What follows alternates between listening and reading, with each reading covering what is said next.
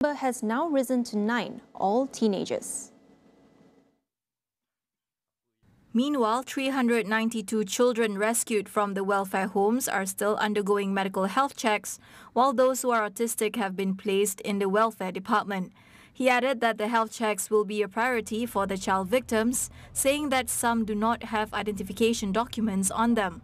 Razaruddin said that police investigation also found that some of the children were left at the centers while their parents went to Saudi Arabia or Turkey, with some being separated from their parents since the age of 2. Police on Wednesday raided 20 welfare homes linked to GISBH and arrested 171 individuals in their investigation of the company that was allegedly exploiting children and religion. Razaruddin said that 6 suspects, a woman and 5 men, were charged yesterday in Port Dickson under several laws, including the Child Act 2001, the Sexual Offences Against Children Act 2017, and the Penal Code. Meanwhile, Law and Institutional Reform Minister Datuk Sri Azalina Othman Said said the Legal Aid Department has been instructed to assist the children and their families who are involved in the incident. Datuk Sri Anwar Ibrahim has ordered the police to expedite investigations into claims of physical and sexual abuse of children in welfare homes linked to Global Ikhwan Service and Business Holdings, or GISBH. The Prime Minister says he will leave it to the police and religious authorities to investigate the allegations and take necessary action. GISB biar polis buat siasatan, tindakan ikut pasal undang dan pihak Majlis Agama terutama wilayah dan saya tengok JAIS dan juga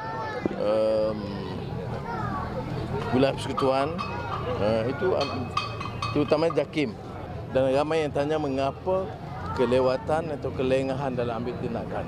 Jadi saya telah membawa pada badan ini supaya ambil tindakan segera, siasatan dan laporan.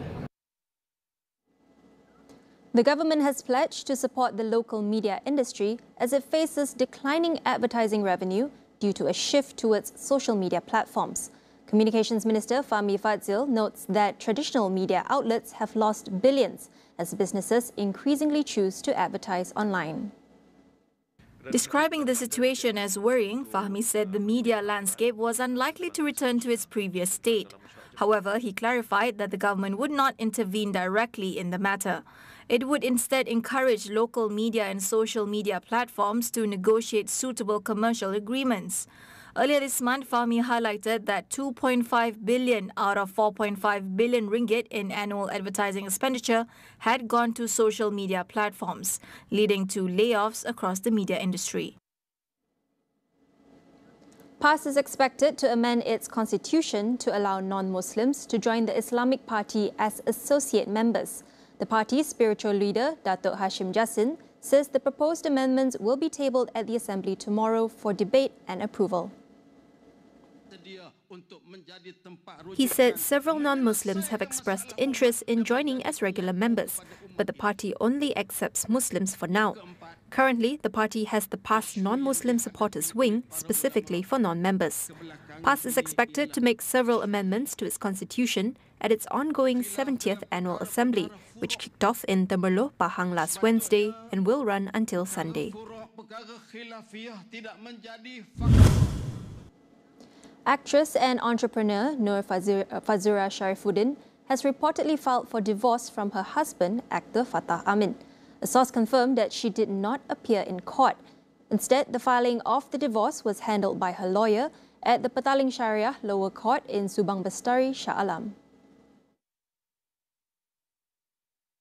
However, details regarding the matter were not disclosed, including the reason for divorce.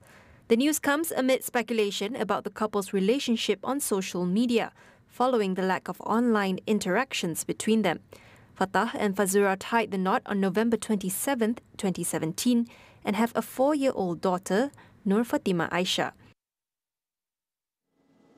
We'll be back with more after the break. Stay tuned.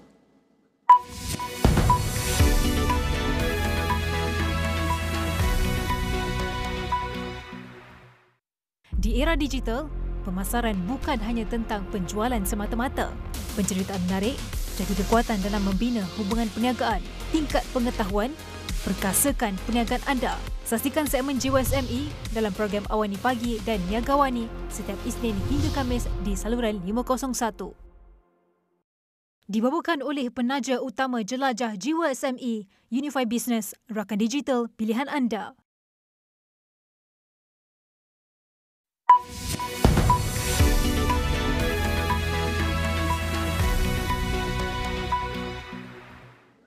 Welcome back. Spain hosted a meeting today for ministers from Muslim and European countries aimed at advancing a two-state solution to the Israeli-Palestinian conflict. Among those involved in the meeting are members of the Arab Islamic Contact Group for Gaza, which includes countries such as Egypt, Qatar, Saudi Arabia and Turkey. Spanish Prime Minister Pedro Sanchez welcomed participants at his official residence before the meeting took place at the Foreign Ministry in central Madrid.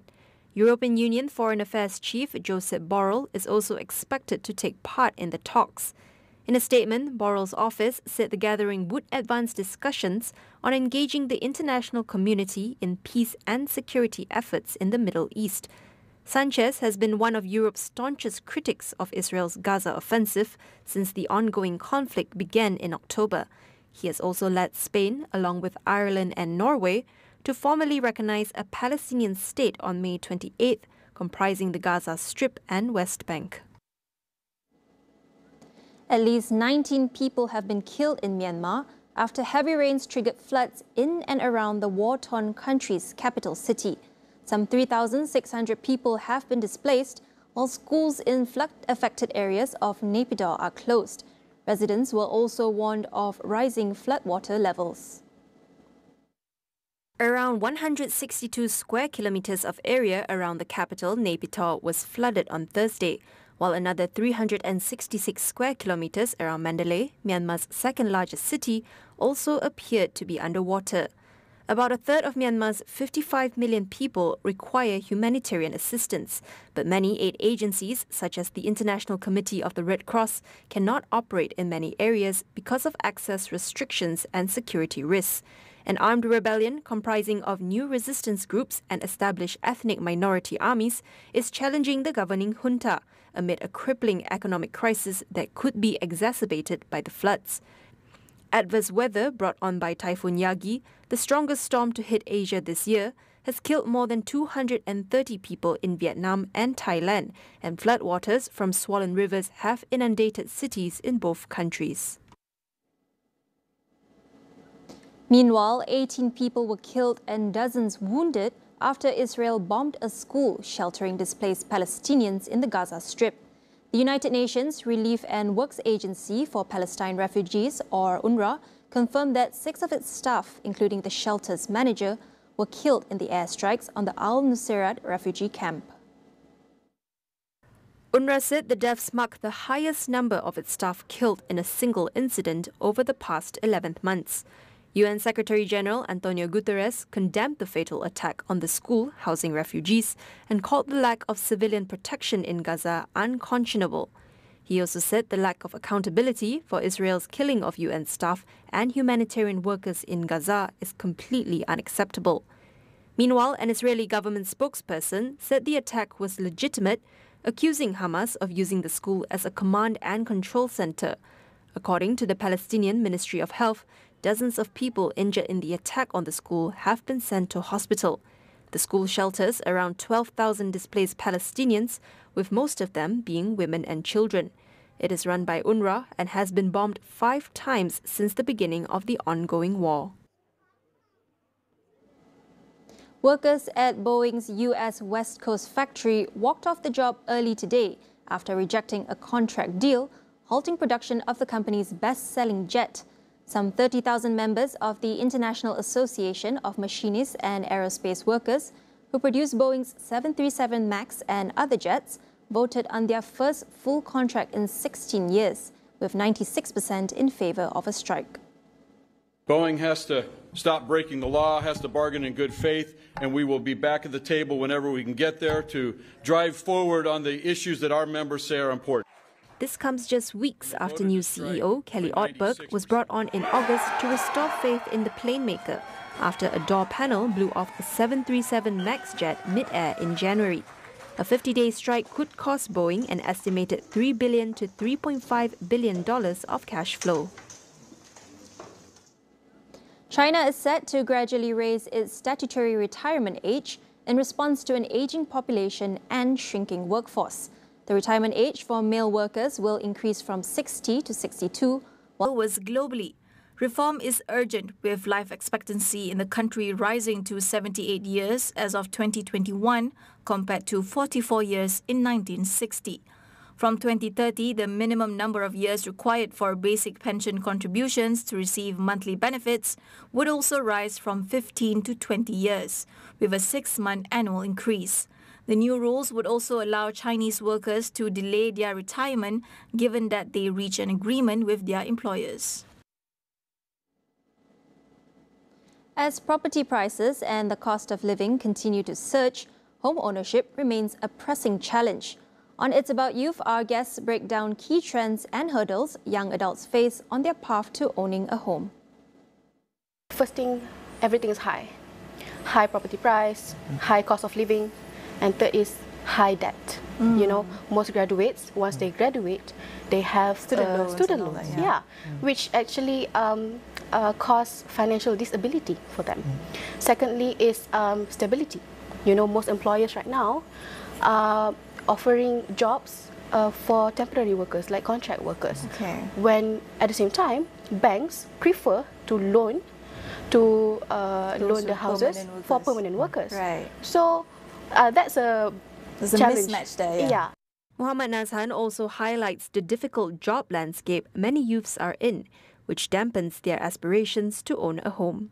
I agree there's a financial literacy issue there because we see bankruptcy level from Department of Insolvency, around 25% of those aged below 35. So, but as much as we want our youth to be financially literate, okay, they would know to talk about investment, to talk about spending, but when they just do the jobs that mismatch to their qualification, low-paid jobs, stagnant wage. So how do they can realize the aspiration to own a house? Catch the full conversation on It's About Youth tonight at 10:30 p.m. only on Astro Awani. That wraps up Awani Tonight. I'm Faye Kwan. Thank you for watching and good night.